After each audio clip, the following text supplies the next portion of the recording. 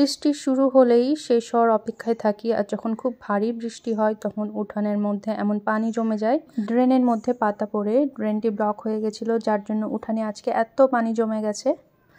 আর সাথে সাথে আজকে অনেক আম কুড়িয়েছি। আজকে ভালোই ঝড় বৃষ্টি হয়েছিল। বৃষ্টির শেষে আমি আর আম্মু আম কুড়াতে বেরিয়েছিলাম। উঠানের মধ্যে কতটা পানি জমে গেছে। আমাদের বাড়ির উঠানে ফজলি আম গাছ আছে, আর সেখান থেকে আজকে অনেকগুলো আম পেয়েছি। এই গাছ থেকে প্রায় 20 থেকে 25টা আম পেয়েছি। এখন যাব ঘরের পিছনে আম বাগান আছে সেখানে। বৃষ্টির পরে এমন জমা পানির মধ্যে হাঁটতে আমার খুব ভালো লাগে। এখন যাচ্ছি ঘরের পিছনের বাগানে। আম্মু অলরেডি চলে গেছিল সেখানে, আর এতগুলি আম পেয়েছে। এগুলো হিমসাগর আম।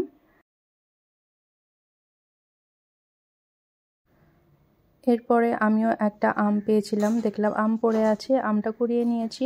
ঘরের পিছনে লেবু গাছও ছিল, তাই ওখান থেকে 2টো লেবুও দেখলাম পড়ে আছে, নিয়ে নিলাম।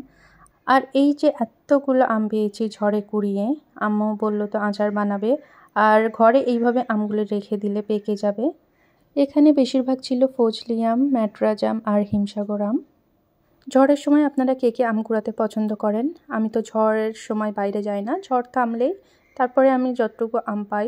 আজকে অনেকগুলি আম পেয়েছি। সাধারণত গ্রামের বাচ্চারা সব আম নিয়ে চলে যায়, তারা ঝড়ের সময় আম কুড়াতে আসে।